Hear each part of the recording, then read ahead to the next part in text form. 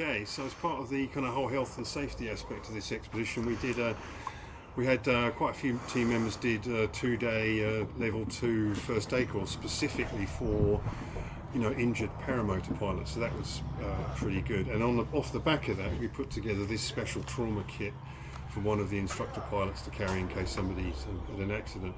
So this was effectively, we bought a kit from a company called Rhino Rescue, and then we added loads of stuff to it. So it's just small enough to pack underneath the paramotor seat, but just with all of the right gear for most emergencies. So we've got everything from, we've got some serious painkillers, we've got this is hemostatic gauze to stop traumatic bleeding. We've got also a cat tourniquet, traumatic bleeding, draw knife to cut people out of webbing and lines. We've got shears for the same thing. We've got nasogastric tubes for compromised airways. We've got Israeli bandage again for traumatic bleeds. We've got splints for broken bones, and amongst loads and loads of other stuff in here.